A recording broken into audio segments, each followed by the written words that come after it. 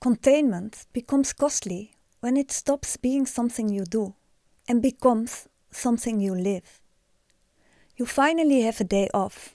No clients, no demands, no schedule, no one needing anything from you. You lay down, you close your eyes, and your body doesn't fully soften. Something is still holding, still monitoring, still containing, still slightly prepared for what exactly you couldn't say. You are physically still, but internally the system is still running, still scanning the room, the day, the silence, still maintaining at some low automatic level the same posture it holds everywhere. And after a while, you stop noticing how unusual that actually is, because it has been this way for long enough that it just feels like you.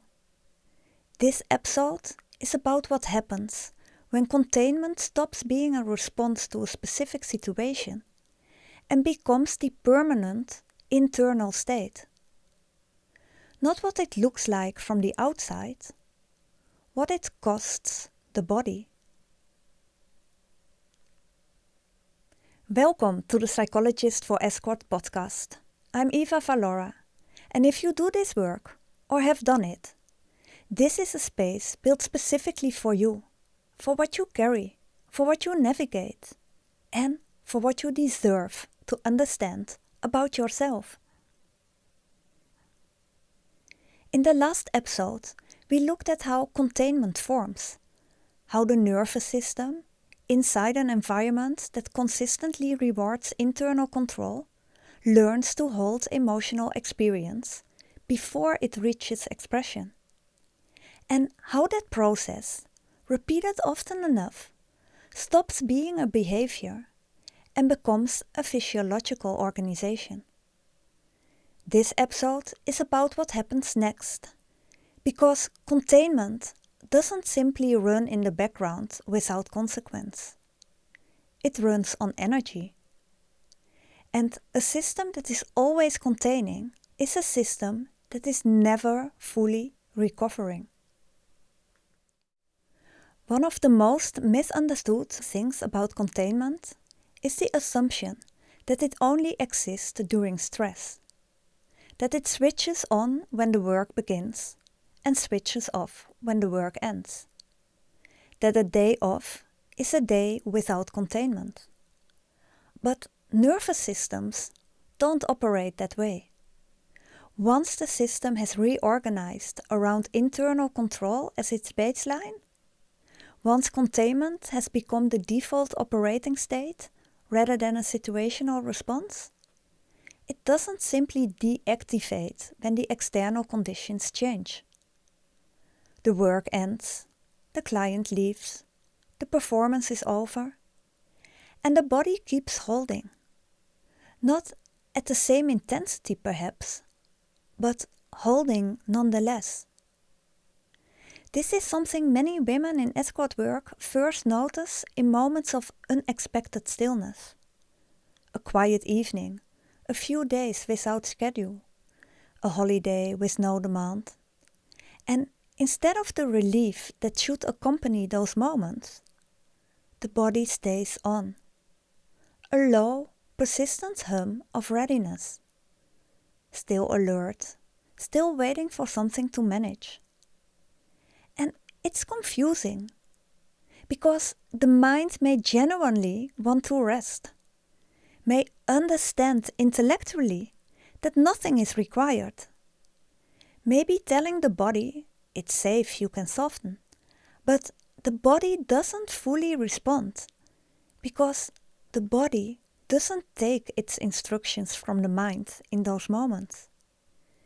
It takes them from what it has practiced. And what it has practiced is staying contained. There is something else that compounds for women in high-end escort work. The work itself is not 8 hours of obvious physical demand followed by clear rest. It's a sustained, sophisticated performance that engages the nervous system at multiple levels simultaneously: emotional, social, physical, cognitive, often for extended periods. The attunement required, the atmosphere management, the continuous calibration of what the room needs, what the client needs, what composure needs to look like in this particular moment. That's a full body process. And it doesn't end cleanly. It fades. It winds down. It slowly releases. And for some women, the fading never fully completes. The system stays at a level of activation just above full rest. Not obviously tense, not visibly anxious, just not all the way down. And over time, that incomplete release becomes the new floor. The body forgets what's below that level felt like. The nervous system wasn't designed for permanent internal monitoring. It was designed for flexibility, for movement between activation and rest, between engagement and recovery, between the full body presence required for a demanding situation and the full body release available once that situation passes. That rhythm, tension and release, activation and rest, is not a luxury. It's how the system regenerates. But when containment becomes continuous, the rhythm breaks. The activation half remains. The release half becomes increasingly incomplete. And what results is a state that is physiologically distinct from both rest and acute stress. It sits in between. Psychologists sometimes refer to this as chronic low-level activation, a state where the nervous system maintains a background level of readiness, monitoring, and internal management that never fully discharges. From the outside, it looks like composure, like stability, like someone who is handling things well. From the inside, it's the feeling of never quite arriving at ease, of rest that doesn't reach all the way, of a body that is still but not settled. And there's a specific quality to the exhaustion this produces. It's not the exhaustion of acute overload, the kind you feel after one enormous demanding day. That exhaustion is clean in a sense. You know exactly where it came from. You know that sleep will address it. The exhaustion of chronic containment is different. It's quieter, more diffuse, harder to pinpoint. It's the exhaustion of continuous internal management without release, of a system that has been maintaining something at low volume, but constantly, for months, over years, or so long you can't remember when it started. And one of the most significant things about this exhaustion is that it doesn't reliably respond to conventional rest. You sleep, you lay down, you take a day off, and the exhaustion remains. Not because rest isn't happening at the physical level, but because what the nervous system needs in order to fully recover, the experience of genuine safety, of release from internal monitoring, or not being responsible for maintaining something, is not the same as physical stillness. The body can be horizontal and still be working, holding, monitoring, containing, even in silence, even alone, even when nothing is happening. I remember the first time I noticed it clearly. The date had gone well, Nothing difficult had happened. There was no reason to feel anything other than finished. I took a taxi home, and somewhere during that ride, I noticed that something hadn't shifted yet. I thought it was because I wasn't alone yet, because the taxi driver was still there. But that wasn't it. I was just slightly with the client I had just left. Still in the room I had just left. Not thinking about it, not processing it, just not fully back yet. I got home, made tea, moved through the apartment quietly, and I was still moving carefully, as if the stillness needed to be managed the same way the date had. As if the composure didn't know it could stop yet. I didn't have language for it then. I just knew that the date had ended, but something in me hadn't received that information. And what struck me later, when I did have language for it, was how ordinary that had felt in the moment.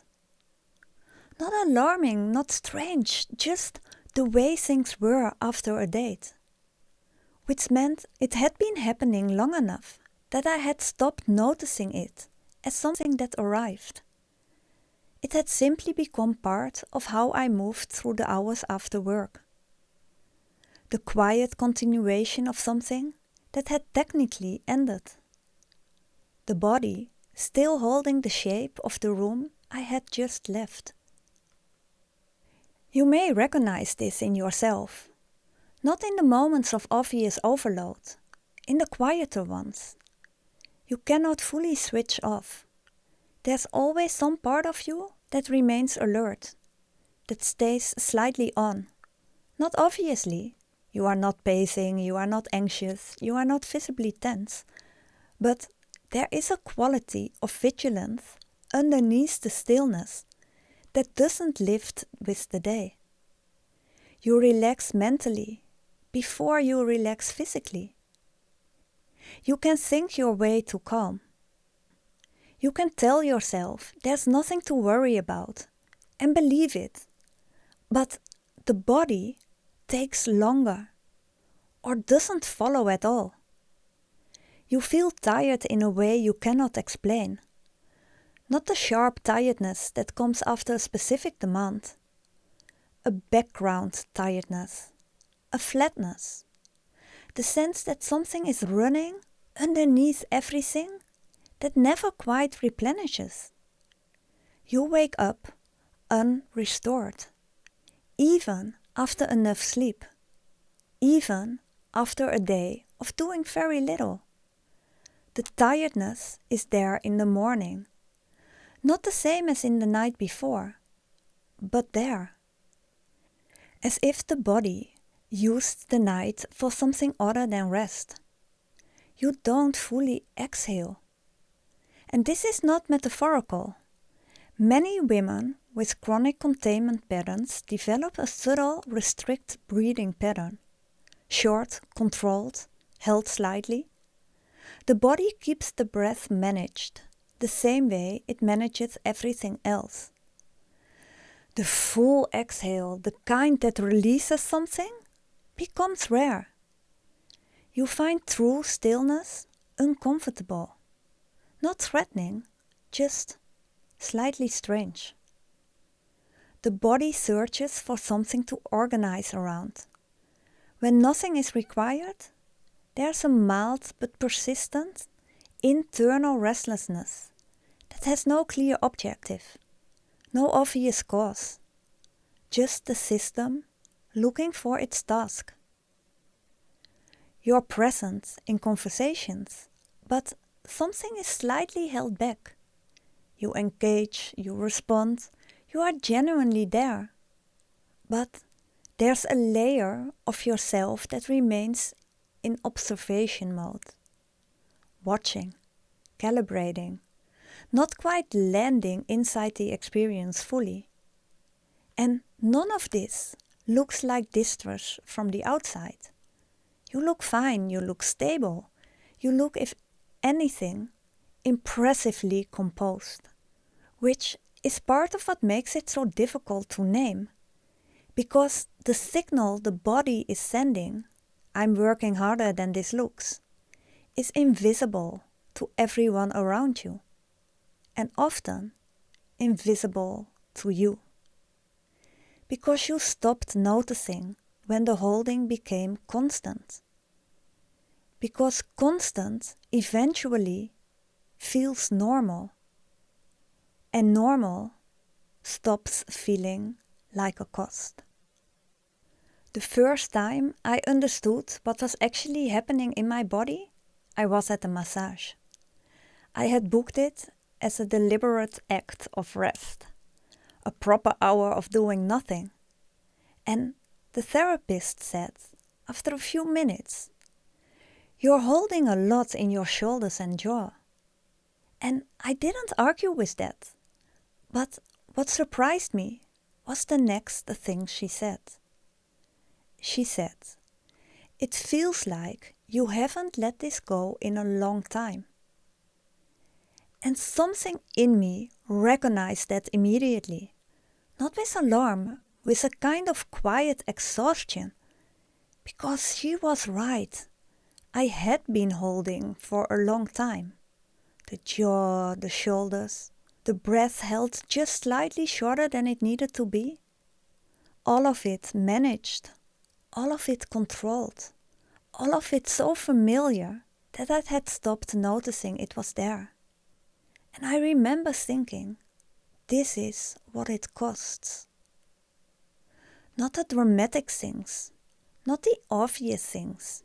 This, the body keeping itself together, quietly, continuously, long after it needed to. And again, this isn't failure.